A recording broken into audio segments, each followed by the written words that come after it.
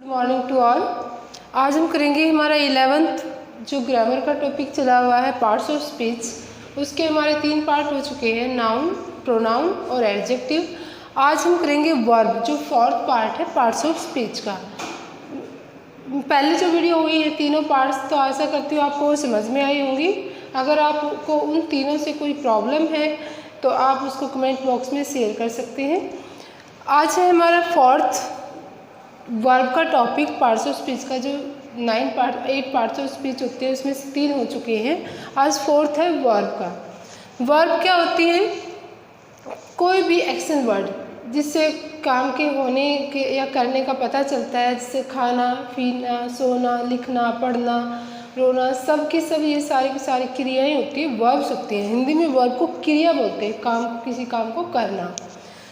तो डेफिनेशन इसकी, the verbs are such words or phrases which indicate what the subject does। कि जो verb है, जो क्रिया है, वो ऐसे शब्द होते हैं या शब्दों का समूह होते हैं जो ये इंडिकेट करते हैं कि सब्जेक्ट क्या करता है, कि जो सब्जेक्ट है, करने वाला, वो क्या करता है, उसकी स्टेट क्या है, उसकी पोजीशन क्या है, या उसका जो है कोई पोजीशन या एक्शन क्या है। या हम कह सकते हैं a word, verb is a word which denotes an action, जो किसी क्रिया को, एक्शन को, स्टेट, अवस्था को, और पोजीशन और अधिकार को, ओनर को दिखाता है।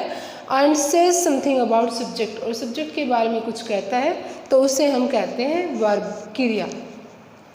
For example the horse runs, जो हॉर्स है वो, द हॉर्स मीन्स यहाँ पे सभी हॉर्स, अगर ए हॉर्स होता तो रन्स हो जाता। यहाँ पे द हॉर्स मीन्स बहुत सारी, पूरी जाति को बोध कराता तो रन, घोड़े दौड़ते हैं, हॉर्स रन्स। तो यहाँ पे जो वर्ब रन है, रन, तो ये एक्शन को दिखाती है कि घोड़ा क्या करता है, दौड़ता है, एक्शन को दिखाया है, तो यहाँ पे ये वर्ब है। Second, I have a computer, मेरे पास एक कंप्यूटर है। हैव मीन्स होना किसी चीज़ का, तो वो पोजीशन को दिखाता है, अधिकार को, ऑनर को दिखाता है। थर्ड सेंटेंस है आई एम रेडी, मैं तैयार हूँ। एम यहाँ पे किसको दिखाता है, स्टेट को। तो यहाँ पे एम है, यहाँ पे हैव है, यहाँ पे रन है, ये सारी हमारी क्या है, वर्ब्स, जिससे किसी काम का होने, उसकी अवस्था का, उसके पोजीशन का हमें उससे डिनोट होती है, उससे बोध होता है। तो सारे के सारे कहना, उठना, बैठना, लिखना, पढ़ना, ये सारे की सारी क्या होती है, हमारी क्रियाएं होती है। आगे फिर दिया गया है कि जो वर्ब्स होती है उसको कितने पार्ट में डिवाइड किया गया, कितनी होती, किस तरह की होती हैं। तो उसमें होती है verbs can be divided into the following 3 diagram. जो डायग्राम दिखाया गया ट्री, इसके द्वारा दिखाया है, तो ये होती है 2 टाइप्स, मेन होती है ये 2 टाइप्स, 2 टाइप की होती हैं वर्ब्स, 2 टाइप्स होती है। फर्स्ट होती है हमारी एक्सिलरीज वर्ब्स। एक्सिलरीज वर्ब्स को हम हेल्पिंग वर्ब्स भी बोलते हैं, हेल्पिंग वर्ब्स या एक्सिलरी जो भी कहो, तो दोनों ही हमारी होती हैं। फर्स्ट वर्ब का 2 पार्ट होती है, फर्स्ट है एक्सिलरीज या हेल्पिंग वर्ब्स, और सेकंड होती है मेन या प्रिंसिपल वर्ब्स। तो इसमें से अब आती है बात, जो हेल्पिंग वर्ब्स होती है वो कितनी होती हैं। हेल्पिंग वर्ब्स जो एक्सिलरीज वर्ब होती है वो होती है 24, टोटल 24 होती हैं। उसमें फिर एक्सिलरीज या हेल्पिंग वर्ब्स जो आगे जो है 2 पार्ट्स में डिवाइड किया गया है। उसमें से फर्स्ट है हमारा प्राइमरी एक्सिलरीज वर्ब्स और सेकंड है मॉडल एक्सिलरीज वर्ब्स। तो प्राइमरी में आती है हमारी 11, टोटल 11 तो प्राइमरी एक्सिलरीज वर्ब्स होती है और 13 मॉडल्स होते हैं, और इन दोनों को टोटल कितनी हो जाती हैं, 24 हो जाती हैं। तो प्राइमरी एक्सिलरीज वर्ब्स कौन सी होती हैं, is, am, are, was, were, do, does, did, has, have, had, ये 11 होती है हमारी प्राइमरी, प्राथमिक सहायक क्रियाएं। और मॉडल्स, जो मॉडल का टॉपिक कभी करते हैं आप 9 से लेकर अब तक जो 11 तक आपने 11th में करोगे, कि मॉडल एक्सिलरीज वर्ब्स होती हैं 13। उसमें होते हैं can, could, may, might, must, will, shall, should, would, dare, use to, need, ought to, ये हमारी 13 होती हैं मॉडल एक्सिलरीज वर्ब्स। तो इसमें हमें ये हेल्पिंग वर्ड्स जो है किसी का मेन वर्ब के साथ लग के हमारे उसको सेंटेंस को कंप्लीट करने में हेल्प करती हैं। For example, Ram is reading a poem. Ram is reading a poem. तो यहाँ पे इज और रीड दोनों ही वर्ब है। जैसे कि यहाँ था एजएमआर जो है ये स्टेट को दिखाती है और रीड ये किसी एक्शन को दिखाती है। तो अब यहाँ पे रीड तो है मेन वर्ब और जो इज है ये है हमारी हेल्पिंग वर्ब। किसी भी सेंटेंस में अगर किसी सेंटेंस में एक ही वर्ब है तो उसको तो हम बोलते हैं मेन वर्ब। अगर उसमें एक से ज़्यादा, दो या दो से ज़्यादा अगर हेल्पिंग वर्ब्स हैं तो उसमें लास्ट वाली तो होगी हमारे मेन वर्ब और स्टार्टिंग वाली हो जाएंगी हमारी हेल्पिंग वर्ब्स।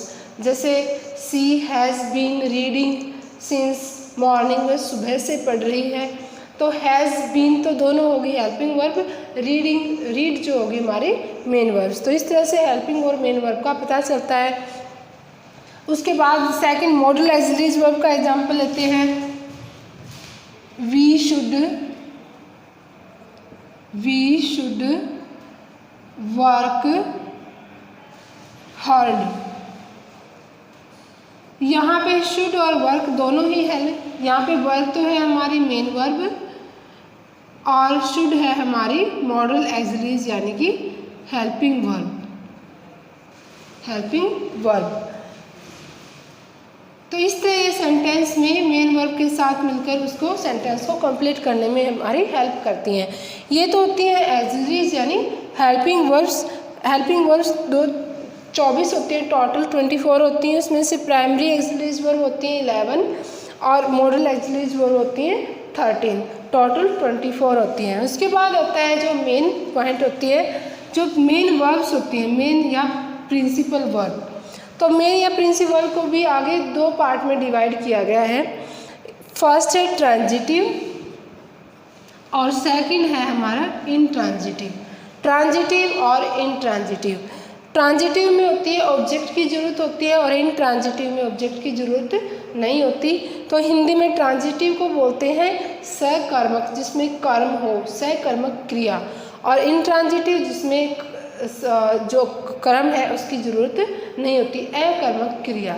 तो उसको हम आगे करते हैं डिस्क्राइब कैसे मेन वर्ब में जो है ट्रांजिटिव और इंट्रांजिटिव वर्ब को हम समझ सकते हैं अलग अलग कि कैसे कहाँ पे इनका यूज होता है और कैसे पता चलता है कि ट्रांजिटिव और इंट्रांजिटिव में क्या डिफरेंस होता है और कैसे डिफरेंस किया जाता है।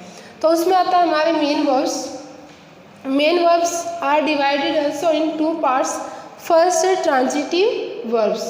ट्रांजिटिव वर्ब्स जो है जिसको सकर्मक क्रिया बोला जाता है, सकर्मक यानी जिसमें क्रम साथ में होता है। That which requires an object. Transitive verbs क्या होती है? That which requires an object, जिसमें ऑब्जेक्ट की जरूरत होती है। जैसे मोहन प्लेज क्रिकेट, मोहन जो है क्रिकेट खेलता है। यहाँ पे प्ले तो है हमारी वर्ब और क्रिकेट क्या है यहाँ पे? ऑब्जेक्ट। तो जिसमें ऑब्जेक्ट होता है उसको हम ट्रांजिटिव वर्ब कहते हैं। सेकंड एग्जांपल है आई ड्रिंक वाटर। ड्रिंक तो यहाँ पे है वर्ब और वाटर है यहाँ पे ऑब्जेक्ट। तो जिसमें ऑब्जेक्ट होता है उसको ट्रांजिटिव बोलते हैं। नेक्स्ट है चिल्ड्रन लाइक स्वीट्स। बच्चे स्वीट्स पसंद करते हैं, लाइक करते हैं। तो यहाँ पे लाइक क्या है? वर्ब और स्वीट्स क्या है? Object.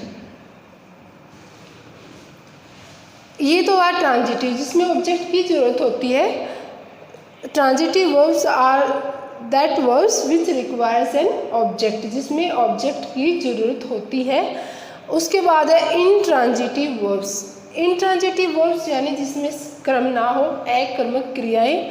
That which requires no object, जिसमें ऑब्जेक्ट नहीं होता।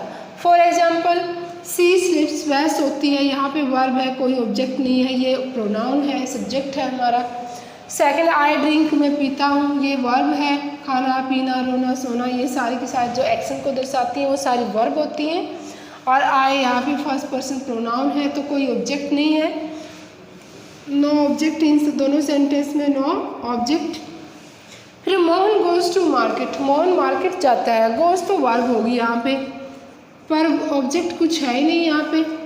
अब ये लगेगा कि यहाँ पे मार्केट टू मार्केट जो है ऑब्जेक्ट हो सकता है, तो इसमें हम डिफरेंस करने के लिए कि कहाँ ऑब्जेक्ट है इस सेंटेंस में या नहीं है, कौन सी ट्रांजिटिव है कौन सी इंट्रांजिटिव है, इसको डिफरेंस करने के लिए पॉइंट करते हैं। नोट है हमारा to no object, to no object, to no object we में क्वेश्चन विद वर्ब व्हाट और whom।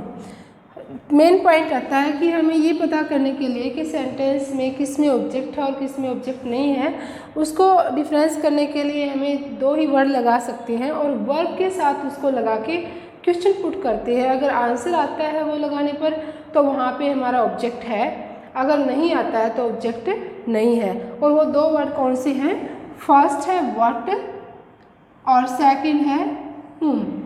वर्ब के साथ जो है व्हाट या whom लगा के हम जो भी क्वेश्चन पुट करेंगे, आंसर आता है तो हमारा ऑब्जेक्ट है, नहीं आता है तो ऑब्जेक्ट नहीं है। For example Mohan plays football, Mohan जो है फुटबॉल खेलता है, तो प्लेज वर्ब है, प्ले वर्ब है, प्ले व्हाट क्वेश्चन लगाया हमने, क्वेश्चन प्ले व्हाट तो क्या खेलता है वो, आंसर क्या है हमारा फुटबॉल, तो ये आंसर ये हमारा क्या हुआ ऑब्जेक्ट। जिस भी क्वेश्चन लगाने पर वर्ब के साथ हमारा आंसर मिलता है तो वो ऑब्जेक्ट है हमारा, और ऑब्जेक्ट है तो ये मतलब कौन सा सेंटेंस हुआ हमारा ट्रांजिटिव वर्ब। उसके बाद है second example she goes to market, वो मार्केट जाती, गोज व्हाट क्या जाती है, कोई आंसर नहीं, गोज whom क्या जाती है, कहाँ जाती है, ये आंसर है goes to market. Goes where का आंसर है, ये कहाँ जाती है, तो किसको जाती है, क्या जाती है, किसको जाती है, क्या जाती है, कोई आंसर नहीं है, नो आंसर, तो यहाँ पे नो ऑब्जेक्ट, तो यहाँ पे कोई ऑब्जेक्ट नहीं है। तो इसका मतलब कि ये sentence he goes to market ये क्या हुआ हमारा इंट्रांजिटिव ऑब्जेक्ट। उसके बाद आता है लास्ट जो भी हमारा पूरा का पूरा ये टॉपिक है वर्ब का, क्या होती है, वर्ब कोई भी क्रिया होती है जो किसी एक्शन को दर्शाती है, उसमें स्टेट पोजेशन ऑनरशिप जो है उसको दिखाया जाता है, या फिर कोई एक्शन होता है खाना पीना सोना लिखना पढ़ना जो है करना, ये सारी की सारी जो है हमारी वर्ब्स होती हैं। वर्ब को टू टाइप में डिवाइड किया गया है, फर्स्ट है हेल्पिंग वर्ब्स और सेकंड है मेन वर्ब्स। हेल्पिंग वर्ब्स को यानी एक्सिलरीज वर्ब्स को भी फिर टू पार्ट में डिवाइड किया गया है। फर्स्ट होती है प्राइमरी एक्सिलरीज वर्ब्स जिसमें is am are was were do does has had होती है, ये 11 होती हैं 11। और फिर सेकंड होता है मॉडल एक्सिलरीज, मॉडल एक्सिलरीज यानी मॉडल जो है वो हेल्पिंग क्रियाएं जो can could may might must होती हैं, और ये मेन वर्ब के साथ लगकर सेंटेंस में हमारी समझने में हेल्प करती हैं। हेल्पिंग वर्ब से तो जो है स्टेट का प्राइमरी जो एक्सिलरीज वर्ब होती है उससे सेंटेंस में उसकी स्टेट अवस्था का पता चलता है, और मॉडल जो एक्सिलरीज वर्ब्स होती हैं उससे उस सेंटेंस में एबिलिटी पॉसिबिलिटी ये सारी की सारी जो होती है ऑर्डर एडवाइस इसका पता चलता है। जैसे one should help the poor, तो जैसे वन शुड या we should help the poor, ये सेंटेंस है। हेल्प तो यहाँ पे है मेन वर्ब और शुड है यहाँ पे हेल्पिंग वर्ब, हेल्पिंग वर्ब। तो अब यहाँ पे we should help the poor, इससे हमें एडवाइस का बोध होता है। तो मॉडल एक्सिलरीज वर्ब्स जो होती हैं उससे तो हमें सेंटेंस में ability possession possibility advice command इसका बोध होता है, और प्राइमरी एक्सिलरीज वर्ब से स्टेट का बोध होता है। जैसे आई एम रेडी, यहाँ पे एम जो है ये मेन वर्ब है और इससे स्टेट का बोध होता है। यदि सेंटेंस में if there is only one verb in a sentence this is called main verb, and if there are one or more than two verbs in a sentence then last verb is main verb and first one or two verbs are helping verbs. For example, she has been working since Sunday. वह Sunday से यहाँ पे काम कर रही है। तो यहाँ पे 3 वर्ब हैं, सी has been working.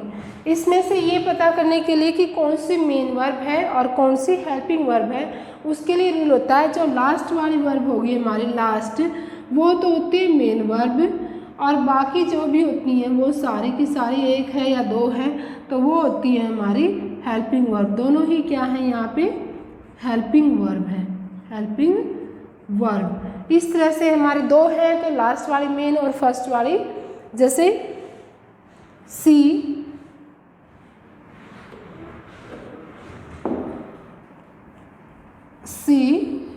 Is working hair.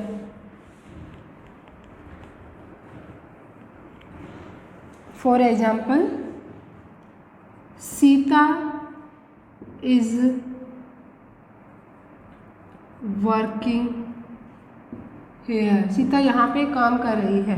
तो यहाँ पे वर्क तो है हमारी मेन वर्ब, लास्ट वाली तो होती है मेन वर्ब और फर्स्ट वाली होती है हेल्पिंग वर्ब।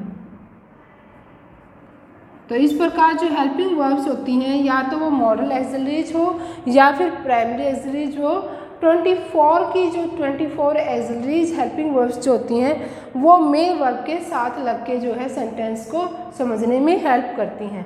और जो अकेली होती है, अगर एक ही वर्ब है तो वही मेन या प्रिंसिपल वर्ब होती है। उसके बाद आता है कि मेन या प्रिंसिपल जो वर्ब्स होती हैं वो कितनी होती हैं, वो भी 2 ही होती हैं। फर्स्ट है ट्रांजिटिव और सेकंड है इंट्रांजिटिव। ट्रांजिटिव होती है दैट रिक्वायर्स एन ऑब्जेक्ट, जिसमें ऑब्जेक्ट की आवश्यकता होती है। जैसे Mohan place cricket, place word या हम लगा के क्वेश्चन करेंगे तो क्या खेलता है वो क्रिकेट। तो यहाँ पे क्रिकेट क्या हुआ हमारा ऑब्जेक्ट। तो जिसमें ऑब्जेक्ट की जरूरत होती है उसको बोलते हैं ट्रांजिटिव यानी सहकर्मक क्रिया, और जिसमें ऑब्जेक्ट की जरूरत नहीं होती उसको बोलते हैं हम इंट्रांजिटिव वर्ब्स। इंट्रांजिटिव वर्ब्स में रिक्वायर्स नो ऑब्जेक्ट। इस प्रकार से हमारी जो वर्ब है उसमें ट्रांजिटिव है या इंट्रांजिटिव, सेंटेंस में ये पता करने के लिए हमें क्या करना है, वर्ब के साथ या तो लगाओ वट या लगाओ हूँ, और इसको लगाने पर जो क्वेश्चन का आंसर मिलता है, अगर आंसर मिलता है तो हमारा वहाँ पे ऑब्जेक्ट है यानी वो ट्रांजिटिव वर्ब है, और वहाँ पे अगर क्वेश्चन लगाने पर वर्ब के साथ वट या हम लगाने पर जो क्वेश्चन करते हैं अगर आंसर नहीं मिलता तो वो है हमारी इंट्रांजिटिव वर्ब। आशा करती हूँ कि आपको ये जो टॉपिक है वर्ब का 4th part parts of speech ये समझ में आया होगा। और अगर आपको इससे रिलेटेड कोई प्रॉब्लम है समझने में या कोई दिक्कत है तो आप अपनी वीडियो को पॉज कर करके जो है थोड़ा थोड़ा ध्यान से देखें, एक एक पॉइंट को ध्यान से पढ़ें। और फिर भी कोई प्रॉब्लम है तो आप कमेंट बॉक्स में इसको मेरे साथ शेयर करें और मैं उसको आपकी सॉल्व करने में हेल्प करूँगी।